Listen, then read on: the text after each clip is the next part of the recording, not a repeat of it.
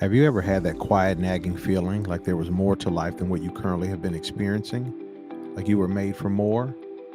More than the daily grind, more than just going through the motions, more than just existing. What if the life you're living right now isn't the life you were designed for? What if you were made for more? Welcome to the Remarkable Life Podcast, where we explore what it means to live intentionally, lead boldly, love deeply, and leave a legacy that matters. I'm your host, Warren Curry. I'm a pastor, entrepreneur, husband, father of six, and a man on a mission to help you live boldly, lead confidently, and build something that lasts. Each week, I'll share real conversations, biblical insights, personal stories, and practical strategies to help you become everything God designed you to be. You weren't made to settle, you were made to live a remarkable life. Subscribe now and let's grow together. It's time to stop settling for average and start stepping into the life you were created to live.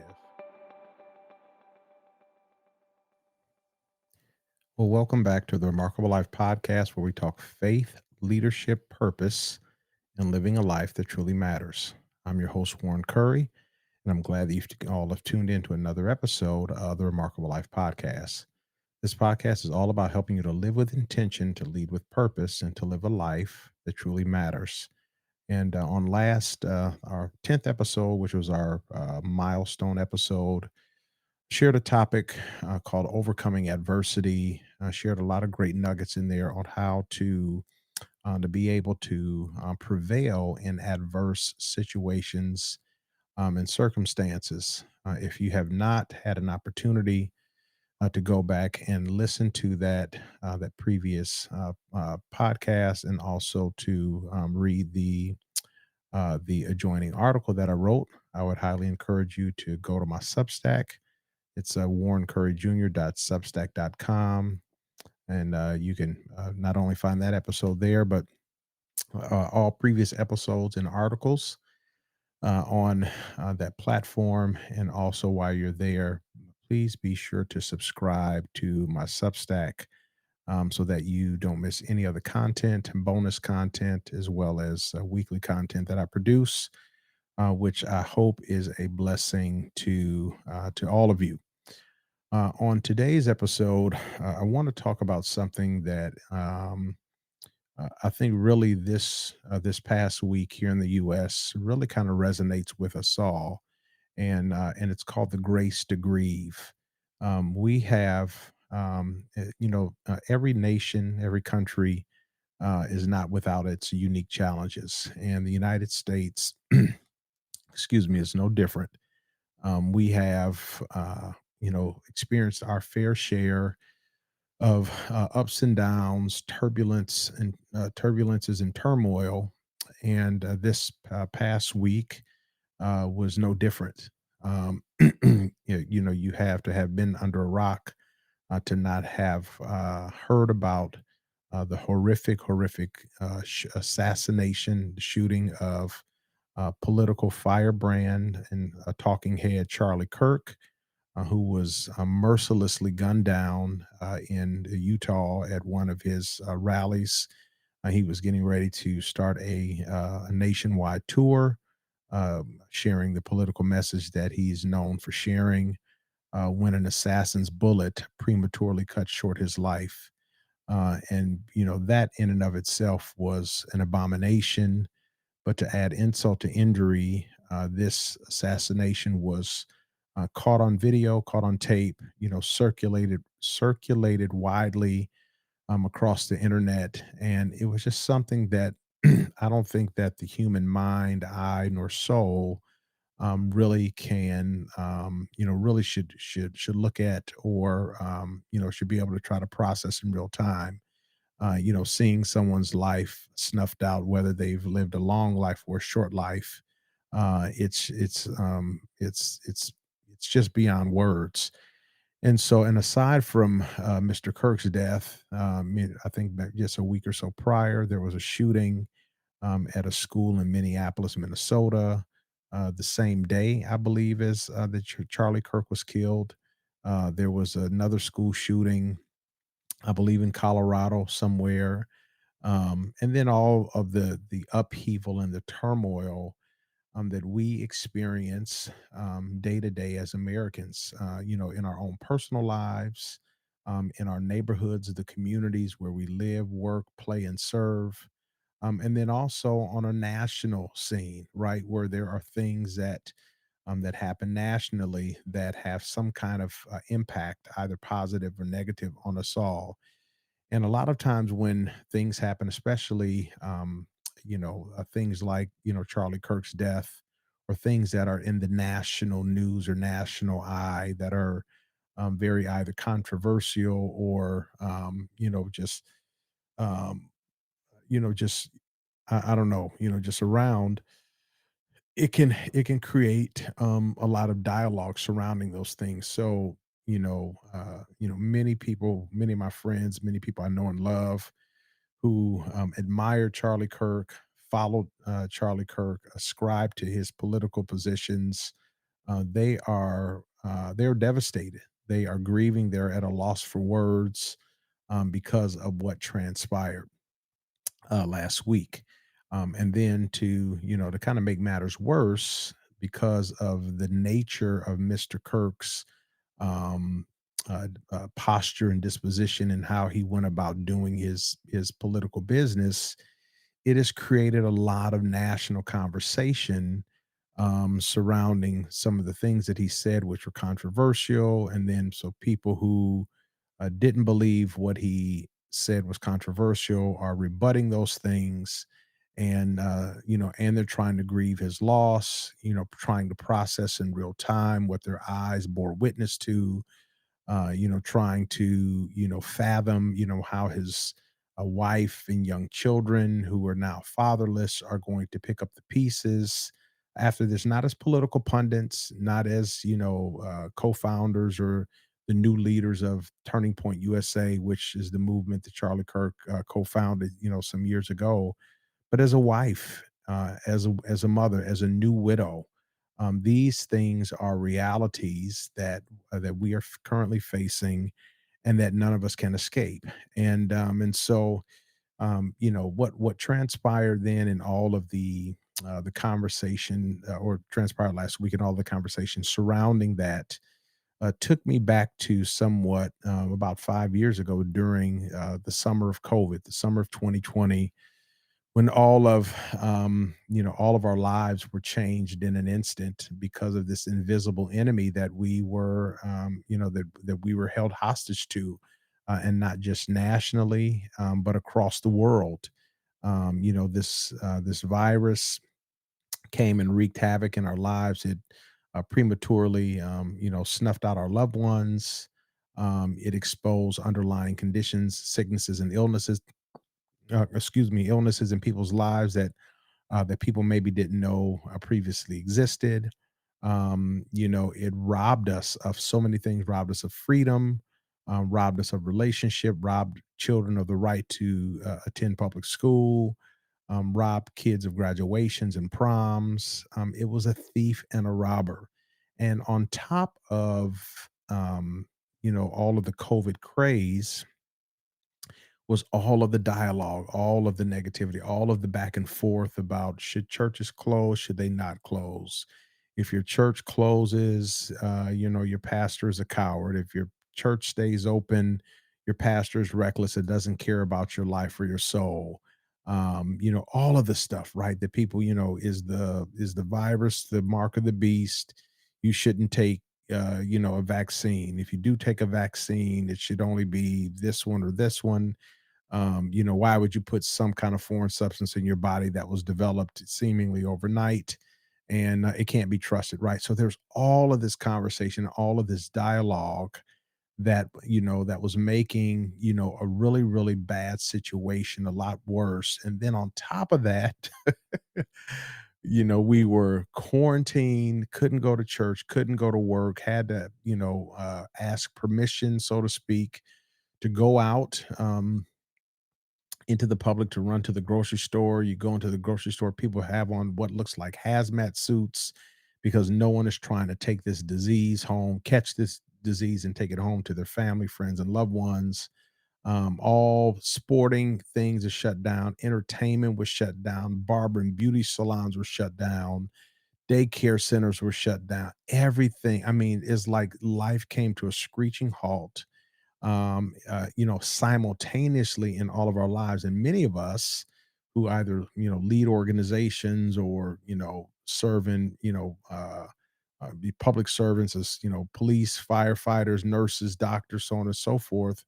We didn't have the luxury to stop and pause like so many others. We had to continue to provide the necessary, needed, and essential services that we have always provided, while we are trying to grapple and wrestle with this new reality. And so this past week, here in America kind of reminded me of some of that. Obviously there's, large differences between Charlie Kirk's death and everything else that transpired last week and during the time of COVID, but it had a similar feel, right? A national tragedy, all of this vitriol, this back and forth conversation that people are still having, still arguing about, still trying to prove their point.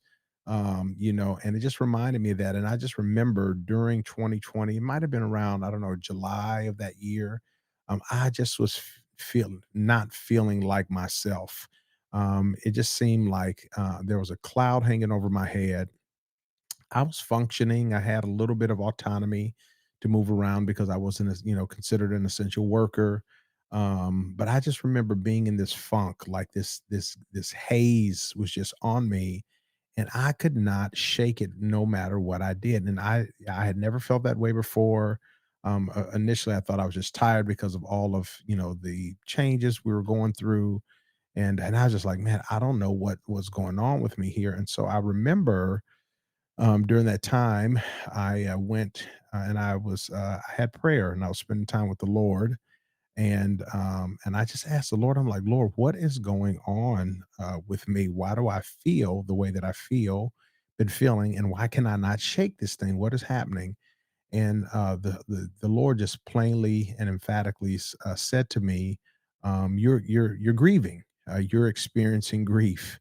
And I was like, "What?" I was like, I didn't know anyone personally that had died, not at that time. Yes, I understand. All of these other, thousands or tens of thousands of deaths that were happening all around us. I understood that that could affect you and weigh on you, but at that point, at that juncture, I there was no one personally that I knew that had passed away as a result of COVID. And I'm like, I don't get it. I don't understand. Why do you say that I'm grieving? And so it compelled me to go into this, to launch into this study and understanding, of grief and how it affects the human psyche and how it affects us physically, emotionally, spiritually, so on and so forth. And so, what I found then, I want to share with you all now because, I just believe that it's pertinent, needed, and necessary, for our time. I remember it was January. I can't remember what it was. Maybe the final Sunday in January, whatever that was, 2020. So just a few months before COVID. Where in that week, that Sunday, I never forget. I was at church. Service had just ended, and I heard that we got received the news that Kobe Bryant, very famous basketball player that many of us had grown up either watching play or idolizing, him and his daughter, and I believe six or seven other um, people were tragically killed in a helicopter crash. And that thing, I don't even know why, it just kind of just sucked the wind out of my lungs, kind of like this Charlie Kirk thing has done with so many people, here in our nation. And so I remember that. And then it was that same week that a young lady who used to attend our church years ago as a kid, her family did. She was a kid then. She was then a teenager. I got word that she had committed. They were no longer members of our church. They had been gone for several years, but had gotten wind that she had committed suicide, had taken her life. And so I think that that might have been Wednesday. I got that message of that same week, and then I think that Saturday, one of our assistant superintendents in our a ministry colleague here in the state of Ohio was tragically killed in a car crash unexpectedly, in the greater Columbus, Ohio area. And so all that week, I was just, all that week happened, and then a month and a half later, all the COVID stuff happens, and then all of the changes that happened as a result of that. And so it just felt like I was taking L after L, right? L loss after loss after loss, and it kind of came to a head that summer of 2020, which is when I began to have that conversation with the Lord about why I was feeling the way that I was feeling. And so when I understood it to be grief, I was like, oh, okay, I understand, because now I understand and know that grief is something that all of us experience when you experience a loss. It can be a loss of a relationship, it can be loss of a job, it can be loss of a loved one, it can be loss of freedom, like it was for me and for us in 2020, loss of opportunities. Anytime you experience a loss, you experience some measure or level of grief. Ironically, just this past week, this is kind of why some of my this podcast and some of the stuff that I do weekly has been delayed, because just a few days ago, just this past Sunday, we had to. I'm a dog dad. My wife and I, in addition to our six children, we have three dogs that we've been raising. One has been with us for 10 years, and then the other two we got during COVID, ironically, and they are both 4 years old. A 4-year-old chocolate Labrador retriever named Braxton, and a 3-year-old, almost 4-year-old Morkie named Charlotte. And on Labor Day, Braxton, who was, he's our family dog, but he's really my dog. I got him as a pup, raised him, trained him. If he was, still here with me, he'd be right behind my shoulder here, right here in my office, in home studio, just hanging out. That's just who he was. And on Labor Day, he just experienced this out of the blue, unexpected medical crisis, which caused paralysis in the lower half of his body. He's a pretty big guy. He's about 90 pounds, and so we took him to the emergency hospital. They gave him a diagnosis, kind of just to explain it briefly. It's like having a stroke in your back for a dog.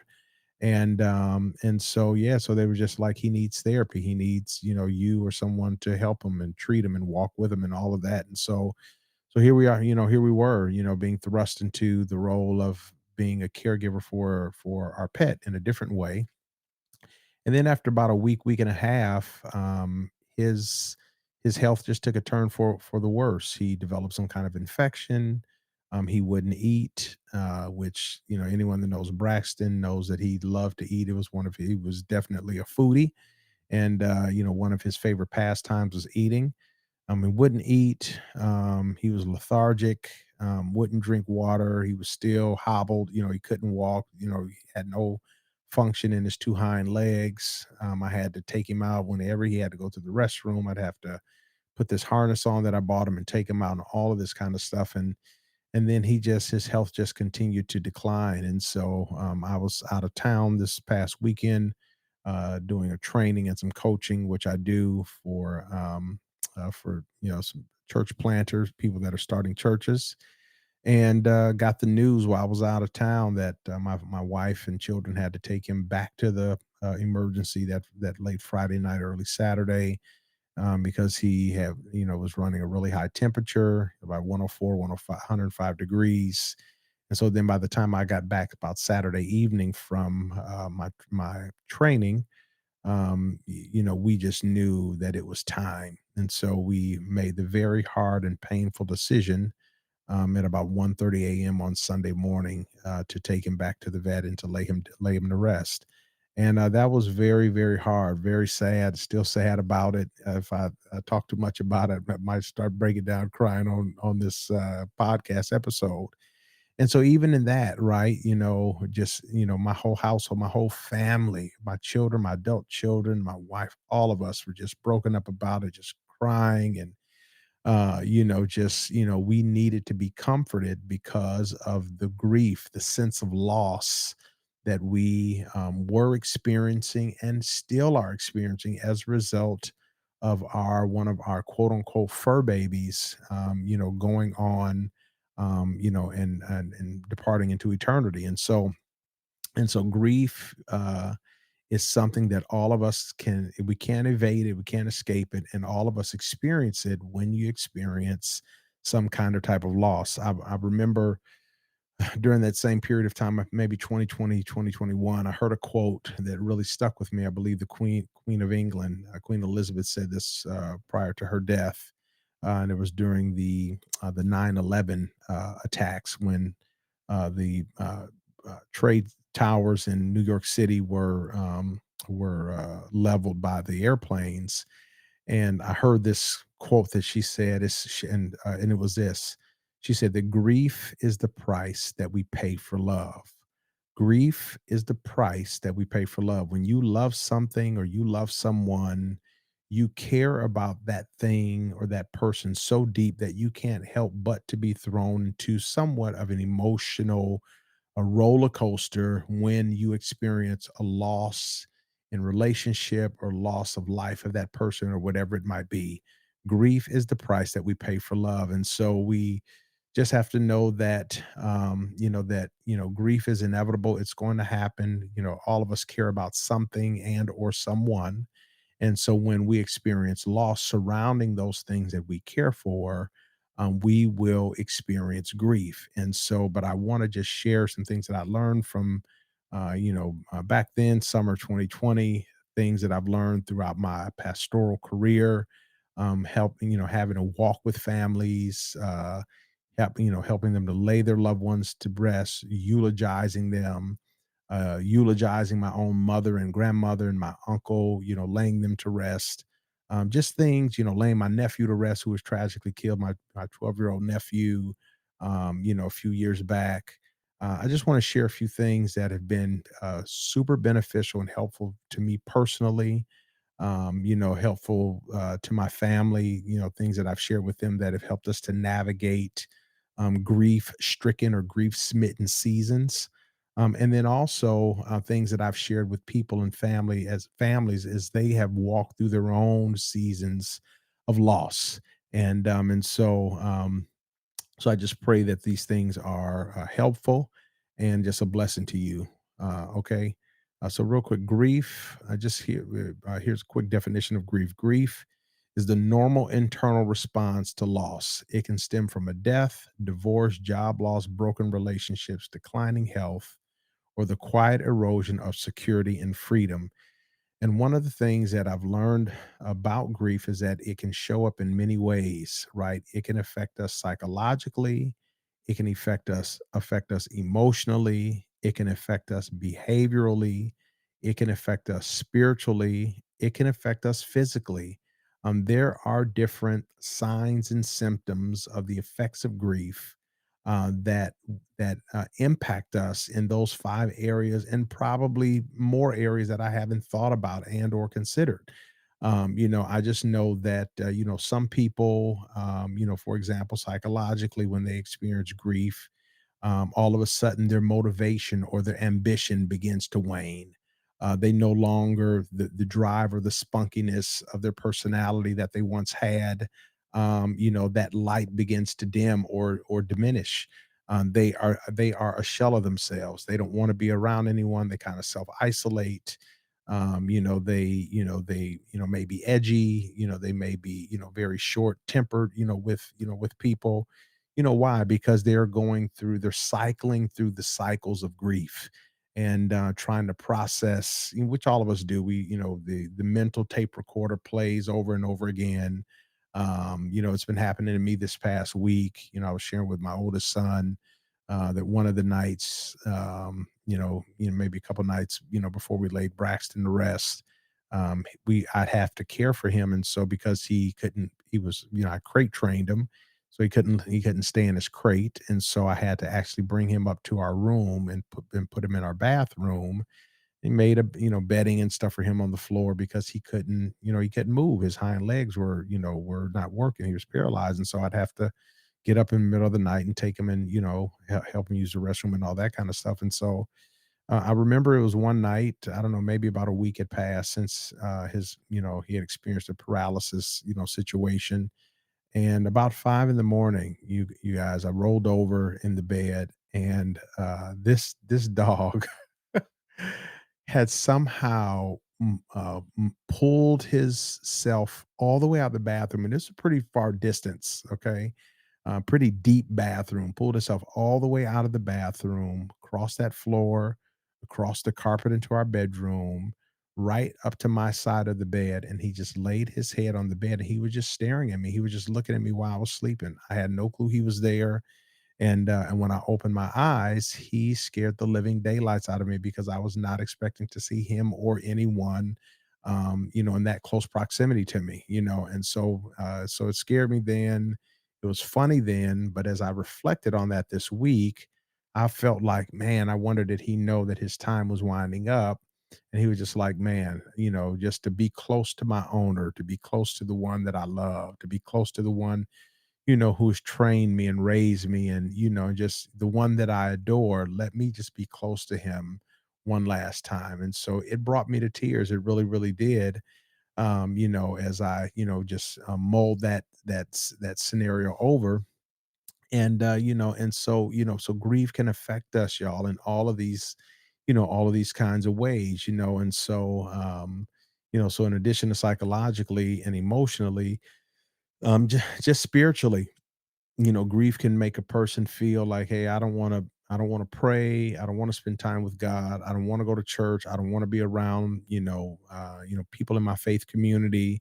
I just want to just stay in my bed or just whatever. Those, yeah, I don't know, maybe on a future episode or something I could talk about that, but that is the last thing that we need to do when we're stricken or smitten with grief, is to self isolate. I understand the importance sometimes of having some alone time and whatever that looks like for each one of us respectively, but at the same time, being alone in a time when you are already heavy can be very, very dangerous. It's important for you to try to remain in community, so that people who love you, know you, and understand you can either pray for you, serve you, help you in some kind of way, so that you don't fall into the recesses of no return, and where things can just get really, really bad, for you in so many types of ways because of not responding properly to grief. So yeah, so it can affect us spiritually, and then it also can affect us physically.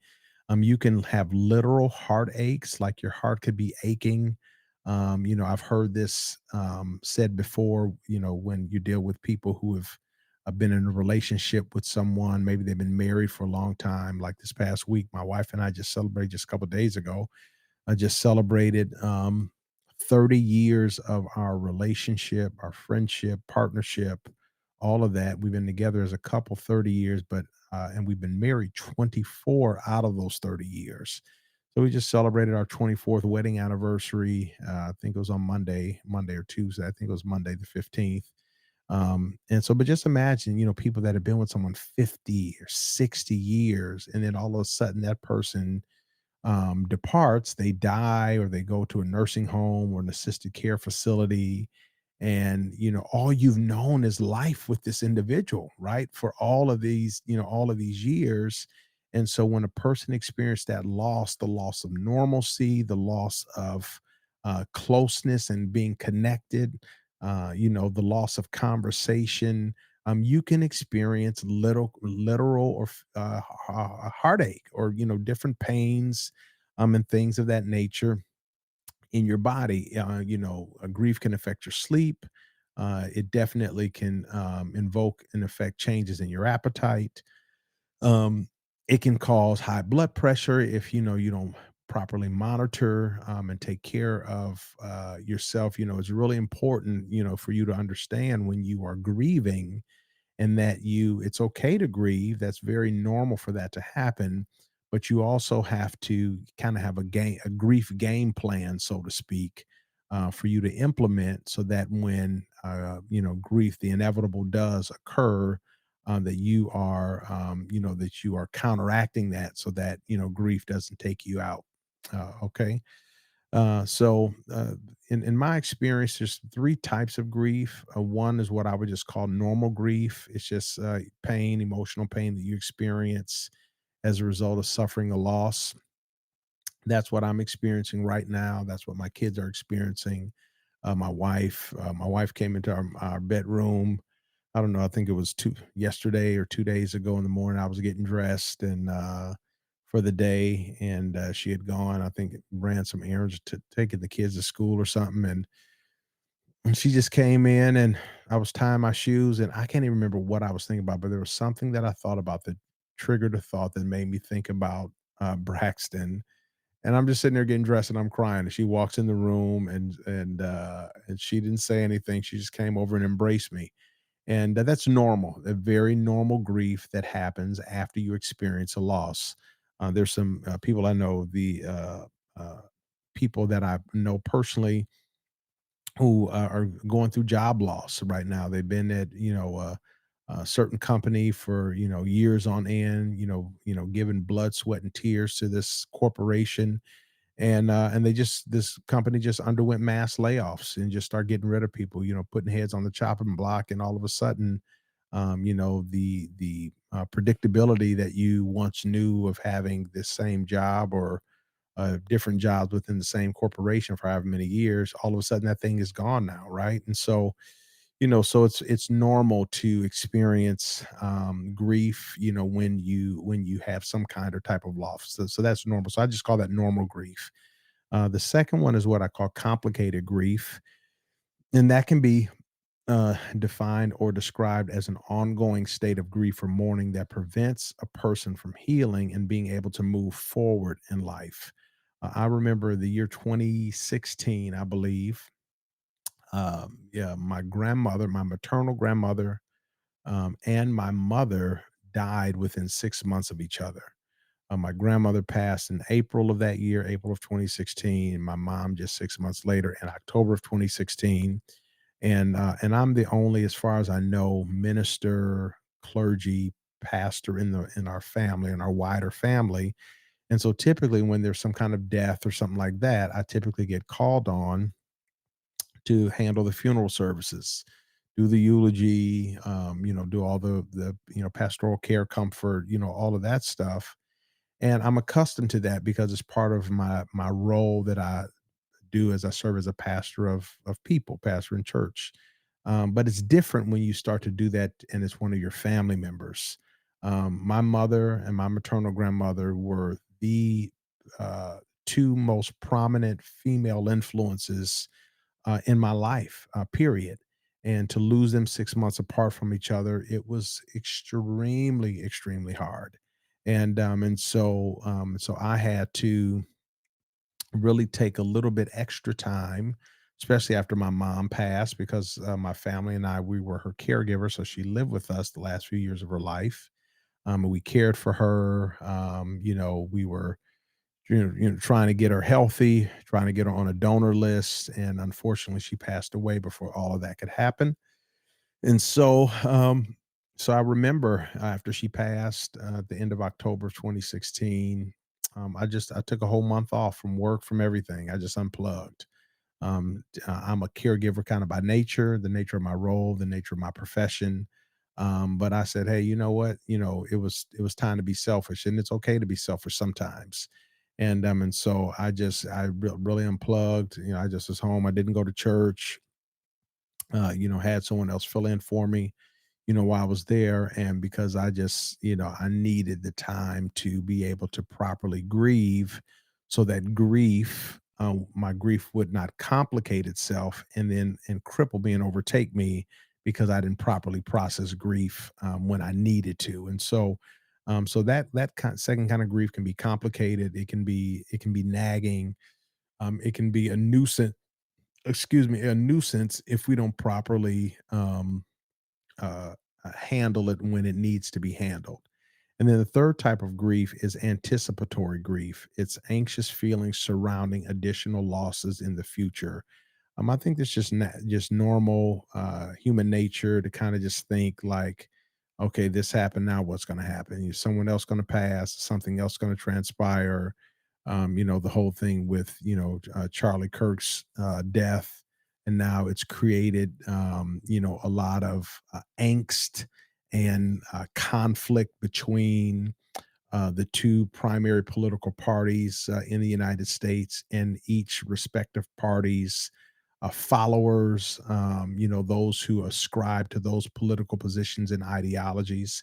And now people are ready to take up arms with each other, some literally in a literal sense, and some figuratively speaking. And the rhetoric has not toned down or died down at all. It is still simmering like a cauldron on on an open flame. And it just all it takes is one additional event to cause that thing to spill over. And we just cannot afford as a nation to allow that to happen. After this past week, there are going to be some people who are going to lose friendships. I've seen well, not all of them, but I've seen the people that I know. A lot of the arguing and the debating and the vitriol and the name calling and the pointing the fingers and the accusations and all of that going on back and forth. And just remind me of a passage of scripture in James 4. It says, "Where do wars and fights come from among you? They happen because of your unrestrained members, the unrestrained members of our body." We don't exercise the fruit of the spirit of self control and to discipline ourselves, not to say anything, not to add insult to injury when people are grieving, right? So the anticipation of additional losses that we think that may happen and or occur, and so we're just trying to anticipate that and be mindful of that, so that we kind of, I guess it's a self-defense mechanism. We're trying to shield our hearts from being hurt or broken again. So those are the three types of grief. And so this is what I'm about to share here, how to learn to live again after a loss, is vital. All of what I shared is important, but this is really vital because some people get stuck in the various stages of grief. It's like, like how sometimes if your computer or your phone is overloaded, maybe you're out of storage and you're trying, especially on a computer, you're trying to navigate from, website to website, and your screen just starts buffering, and it just, like especially on the Mac, they call it the death spin or the death cycle, that little ball. That's what happens similarly to people's lives when they have unprocessed grief that they and unresolved grief that they haven't properly dealt with. And so there is life after loss. I realize that every loss, the significance of that loss is different. I realize that all of us process loss differently. All of us grieve differently. Some of us grieve with tears. Some of us grieve without crying. There are a lot of people this or past week with Charlie Kirk's death. Grieving because of their love, admiration for him, and there were a lot of people who uh, didn't quote unquote buy what he was selling and thought that he was something else or something different, a fraudster or whatever you want to call it, and not who he was portrayed to be, or what the general public, who really were ardent supporters of his portrayed him to be. They had very candid words and things to say, which everyone is entitled to their opinion. I get it. But those things can really foster a lot of conflict when those things are said publicly, or when they're shared on social media, which of course everyone does nowadays. And so we, but we have to learn that there's life after loss. We have to learn how to pick up the pieces, because for many of us, your significant other, your spouse, what have you, is still waiting to be loved, nurtured, cared for. You still have other children, maybe you have to raise, or grandchildren. People on your job or in your business, they're counting on you to continue to help them or serve them or make things happen. And so we have to learn how to live after loss. And these things that I'm going to share with you are definitely tools that will help us. The first thing for stage one is you have to admit it. You have to admit that you are grief stricken and that you need to do something about it. The our home right now is very different. With Braxton being gone, he never hardly walked through the house. He always ran, even if he was going around a corner, and he always sounded like a horse galloping because he was so big. And him and our youngest dog, Charlotte the Morkie, even though she's 10 pounds, he's 90 pounds. But because they're both in that same age range, they were playmates. They'd wrestle and play tug of war with toys, and do all of that kind of stuff. Braxton's personality was the life of the party in our home. He was big, he was clumsy, he was loving, nurturing. He thought he was a lap dog. He'd be sitting in a chair, he'd come climb his big 90-pound self up in your lap. He would just, that's just who he was. And our home this past week has been very different with him not being here. And even though I'm sad and we're sad and all of that stuff, we have to admit he's not coming back. Even if we went out and got another dog, which I'm not tempted to do at all, not at least not at this point, it wouldn't replace who he was, right? So there's nothing, that we can do. We thank God for the 4 years and some change that we had with him, all the laughs, all the memories, all the everything. We go pick up his ashes. We had him cremated. So we go pick those ashes up this Friday. I'm sure that there'll be more tears and all of that. But all with all the tears, all the memories, all the hopes, the prayers, the wishes, dreams, desires, nothing is going to bring him back. And so we have to admit that, and we have to be okay with that and learn to move on with that, which brings me to my second point. After admittance is acceptance. We have to accept the fact that, there's losses in life. I don't care how educated you are, how much money you have, what position of prominence you hold. No one can exempt themselves from experiencing loss in life. What happened is happened. What is real and may not change. Maybe when you got married, you said "I do." You were excited. Exchange vows. Wrote out your own personalized vows. Had your dress tailor made. Invited family and friends in from near and far, and I was so excited about being married and all of that. Never once did you ever think about or anticipate that, 10 years from now, no, you would no longer be married to that same person. And not because they died or because they cheated or whatever, just because you two, maybe just didn't no longer could coexist together. Just differences, compounded differences of opinion and that have gone unresolved. And so now you've come to the inevitable place where you've made the decision to either separate or divorce. That is experiencing a loss, and you're going to have to grieve that, right? Especially if you have children involved and you got assets involved, and all of that. If you're public figures, just what all of that, you just have to accept it.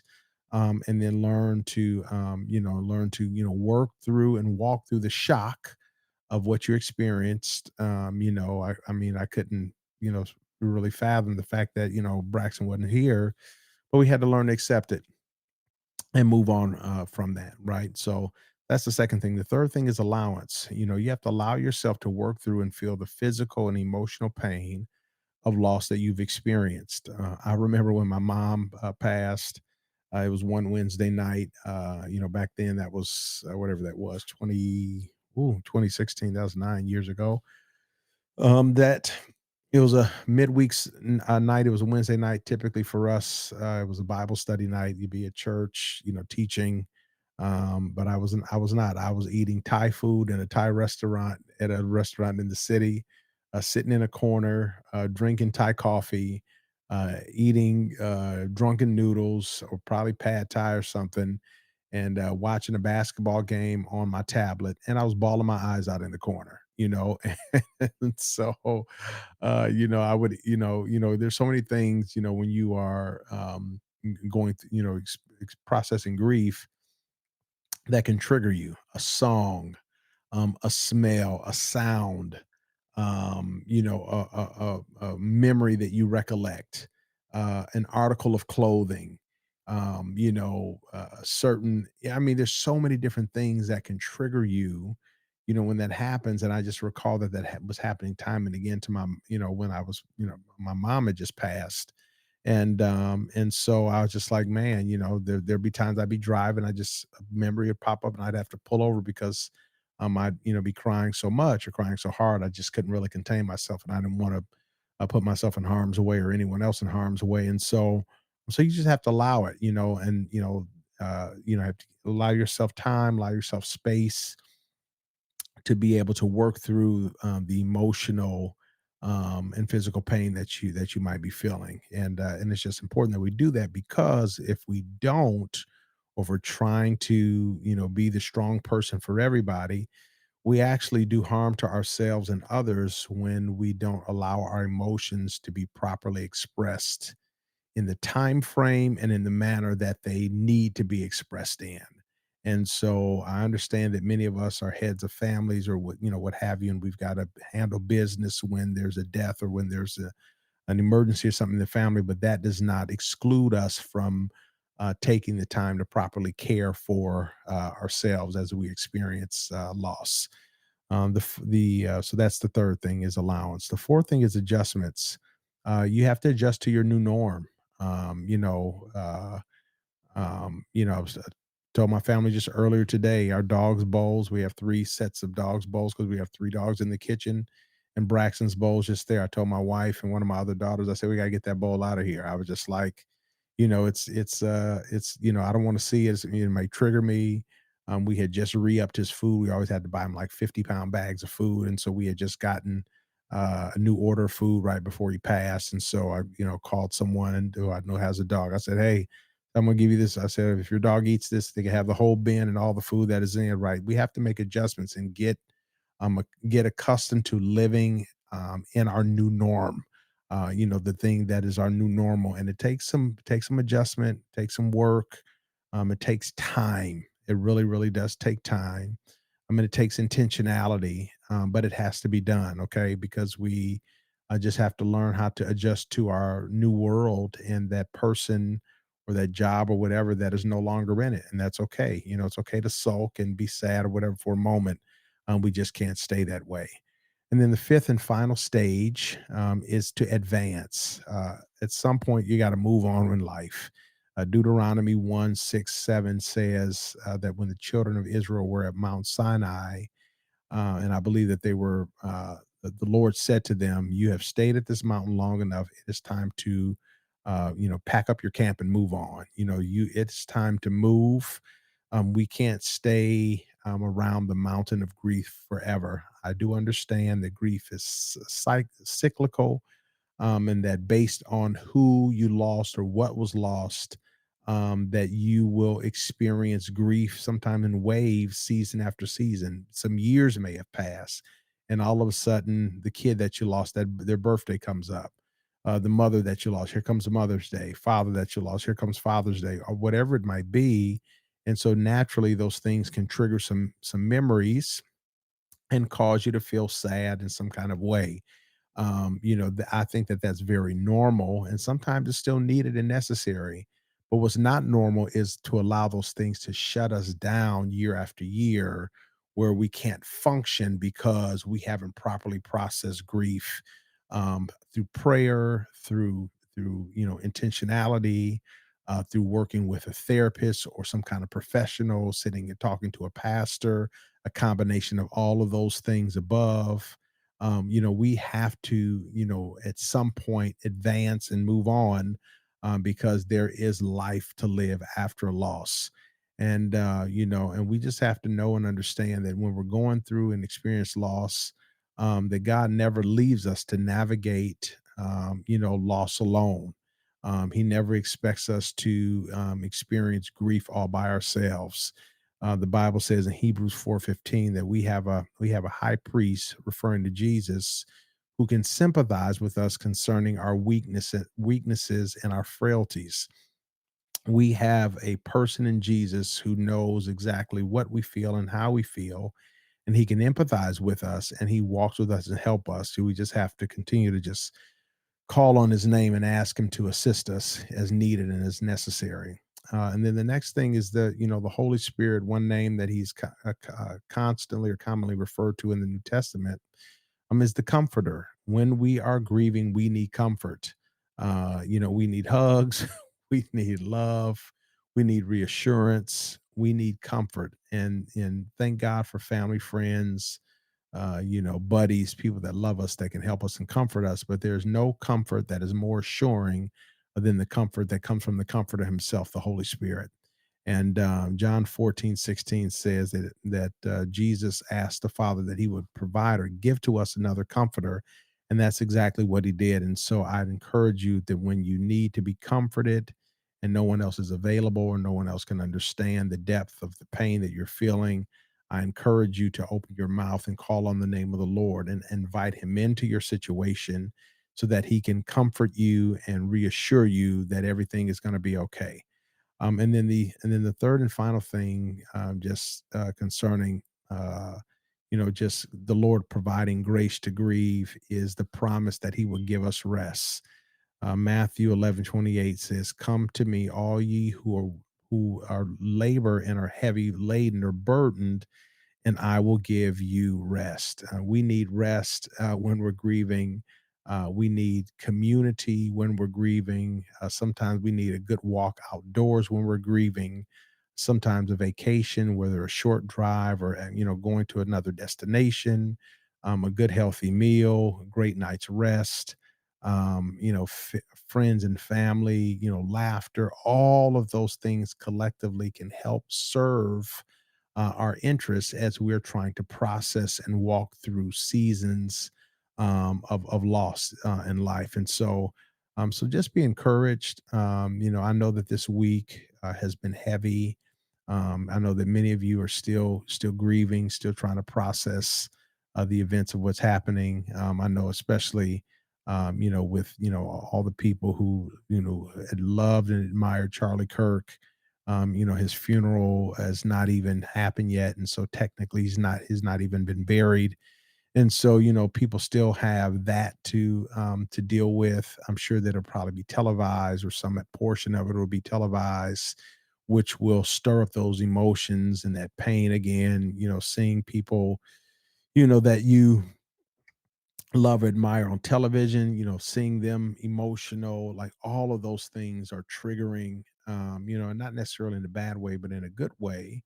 And so I just encourage you to ask the Lord to give you grace to grieve the losses in life that you have experienced or are experiencing in this season. And I just believe that as you do, that he will give you exactly what you need, exactly what you've asked for, and more than what you've asked for, so that grief doesn't cripple you and debilitate you, but then God's grace helps you and just sees you through. And so, let me just pray for you, Father. I pray today, in Jesus' name, for everyone in this listening audience who is currently cycling through seasons of grief.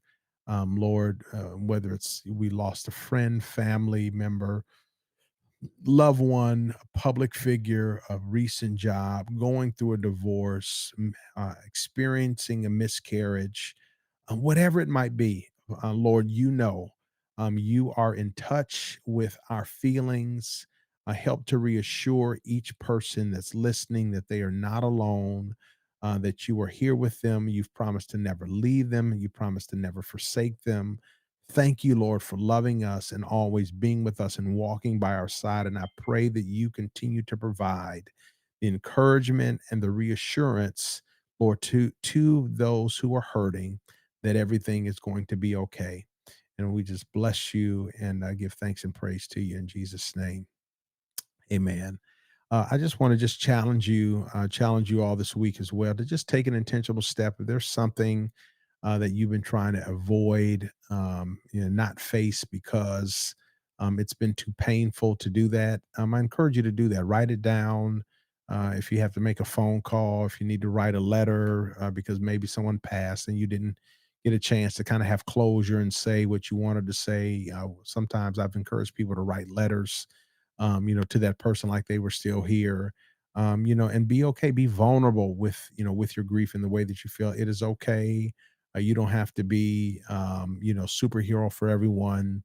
All of us need to take time for ourselves and to properly grieve the losses that are natural and that we accompany in life, that are we experienced in life. So that's all that I have. I just pray that the Lord will bless you and keep you guys, and just continue to encourage you and strengthen you, throughout the remaining portion of your week. And if you haven't had an opportunity already, to subscribe to my Substack, I would encourage you to do that. WarrenCurryJr.substack.com. And just remember that growth isn't about perfection; it's about intention. And just subscribe on a Substack, and then I look forward to being with you guys again real soon. Okay, take care. God bless. Thanks for tuning in to the Remarkable Life podcast. Remember, growth isn't about perfection; it's about intention. Subscribe on Substack for bonus content, and don't miss next week's episode.